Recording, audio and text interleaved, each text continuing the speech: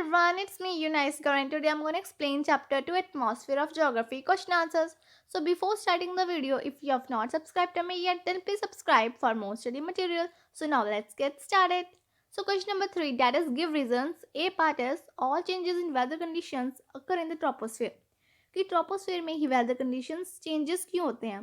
Answer, all changes in the weather conditions like rain, snow, fog and storm occur in the troposphere due to the presence of water vapour कि troposphere में ही weather conditions changes इसलिए होते हैं क्योंकि इस layer में water vapour है.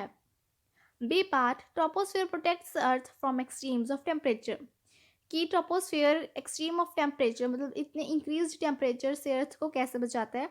Answer, it traps terrestrial heat thereby keeping the earth warm during the night. कि जो ट्रोपोस्फियर है वो टेरिशियल हीट को एब्जॉर्ब करता है, इसलिए अर्थ को गर्म रखता है रात को. C part, stratosphere provides ideal flying conditions for aircraft कि स्ट्रेटोस्फियर में ऐसा क्या है कि वो आइडल फ्लाइंग कंडीशन प्रोवाइड करता है एयरक्राफ्ट के लिए.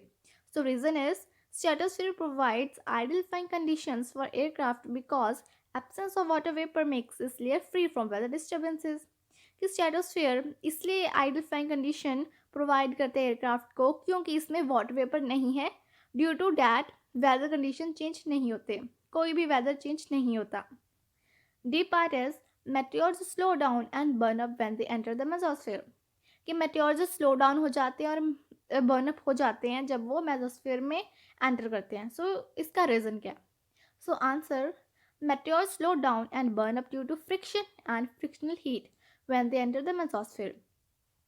कि जब मेटियोर्स मेसोस्फेयर में स्लो होते हैं और बर्न अप होते हैं, क्यों होते हैं?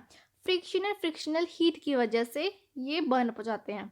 So E part is deforestation contributes to global warming कि ग्लोबल वार्मिंग का कॉज डिफॉरेस्टेशन कैसे है? Answer, due to deforestation the carbon dioxide level in the atmosphere increases कि जब डिफॉरेस्टेशन की जाती है तब कार्बन डाइऑक्साइड का लेवल एटमॉस्फेयर में इंक्रीज हो जाता है, जिसकी वजह से कार्बन डाइऑक्साइड जो एटमॉस्फेयर में होती है वो हीट को अपने अंदर एब्जॉर्ब कर लेती है, इसकी वजह से ग्लोबल वार्मिंग होती है. So F part is incandescent light bulbs should be replaced by CFL bulbs कि जो इनकैंडेसेंट लाइट बल्ब्स हैं उसको CFL बल्ब्स के साथ रिप्लेस कर देना चाहिए. तो इसका reason, incandescent light bulbs should be replaced by CFL bulbs because they consume less energy as compared to incandescent bulbs. कि जो incandescent light bulbs होते हैं उनको हमें CFL bulbs के साथ इसलिए रिप्लेस करना चाहिए क्योंकि जो CFL bulbs होते हैं वो लेस एनर्जी कंज्यूम करते हैं as compare to incandescent light bulbs. So question number 4, that are short question answers. A part, define atmosphere, why is it denser in its lower layer? पहले तो हमने atmosphere की definition देनी है and then बताना है कि एटमॉस्फेयर लोअर लेयर्स में डेंसिटीज की ज़्यादा क्यों है. So answer, the atmosphere is made up of a mixture of gases that form a layer surrounding the earth. So अभी एटमॉस्फेयर क्या है? वो एक गैसेस का मिक्सचर है जो कि अर्थ के अराउंड एक लेयर बना रहता है. The atmosphere x tends beyond 1500 kilometre above the earth surface. जो एटमॉस्फेयर है वो 1500 किलोमीटर से भी ज़्यादा एक्सटेंड करते हैं अर्थ की सरफेस के ऊपर, और जो उसका 99% मास है वो 32 किलोमीटर की हाइट में है फ्रॉम द ग्राउंड. ये इसलिए है क्योंकि जो एटमॉस्फेयर की डेंसिटी है लोअर लेयर में वो ज़्यादा है. So now B part, what are ions, why is it there presence in the atmosphere significant? पहले तो आयंस की डेफिनेशन और फिर वो एटमॉस्फेयर में इम्पॉर्टेंट क्यों है. So answer is, the breaking up of the molecules of atmospheric gases into electrically charged particles are called ions. So, जब एटमॉस्फेरिक गैसेस के जो मॉलिक्यूल होते हैं वो ब्रेक डाउन हो जाते हैं, फिर वो इलेक्ट्रिकली चार्ज पार्टिकल्स बन जाते हैं जिनको हम आयंस कहते हैं. सो अभी वो इम्पॉर्टेंट क्यों है एटमॉस्फेयर में? क्योंकि जो ये आयंस होते हैं वो रेडियो वेव्स को रिफ्लेक्ट करते हैं बैक टू द अर्थ, और फिर क्या होता है, वो जो रेडियो वेव्स होती हैं वो radio broadcast and wireless communication को इनेबल कर देती हैं. Now C part is discuss how an ozone hole is created कि ओजोन होल कैसे क्रिएट होता है. Answer, ozone hole is created when CFCs found in refrigerator air conditioners are released into the atmosphere. कि जो ozone hole होता है वो जब तब बनता है जब CFC होती है जो फ्रिज में ACs में पाई जाती है वो एटमॉस्फेयर में रिलीज होती है. तो CFC जब एटमॉस्फेयर में रिलीज होती है वो क्या करती है, एक केमिकल रिएक्शन कॉज करती है जिसकी वजह से ओजोन के जो मॉलिक्यूल्स होते हैं वो ब्रेक डाउन हो जाते हैं, इसकी वजह से ओजोन होल बन जाता है. Now D part is, why do polar bears face extinction in near future, कि वो एक्सटिंक्ट क्यों हो जाएंगे पोलर बियर्स नियर फ्यूचर में. तो इसका आंसर है because the loss of sea ice habitats due to climate change is the biggest threat to the survival of polar bears.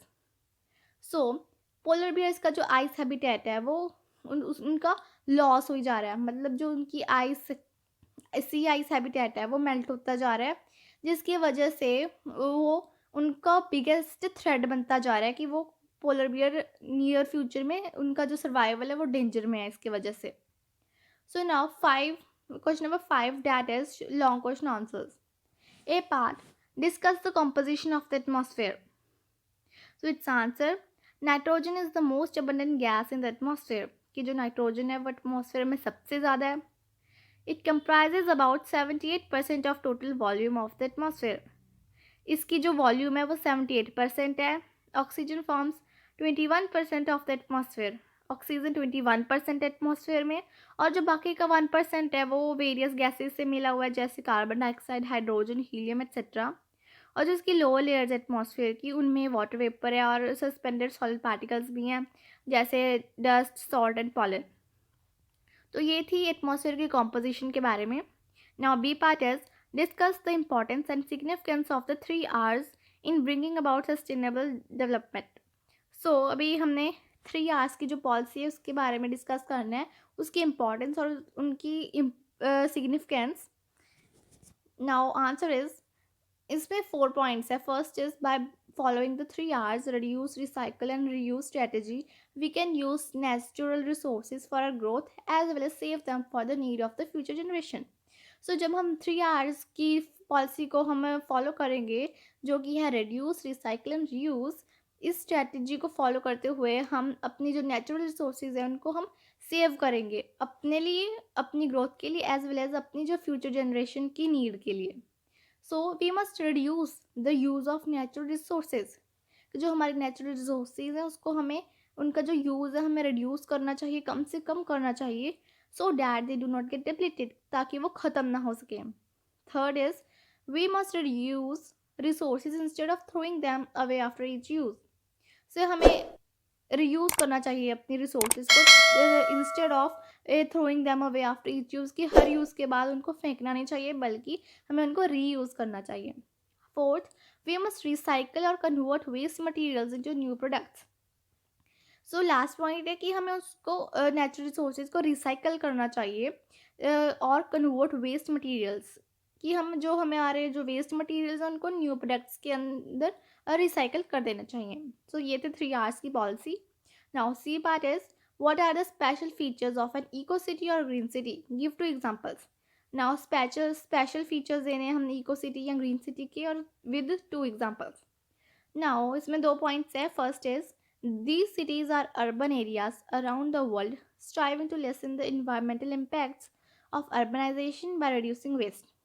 तो जो ये सिटीज़ हैं वो अर्बन एरियाज़ में हैं जो कि अराउंड द वर्ल्ड जो इन्वायरमेंटल इम्पैक्ट्स जो अर्बनाइजेशन पे हो रहे हैं उनको रिड्यूस करने के लिए वेस्ट को कम करते हुए ये सारी मेजर्स ले रहे हैं.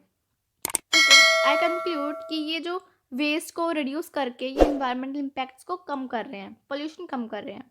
Second, these cities encouraging recycling, lowering emission levels as well as reducing levels of air, water and soil pollution.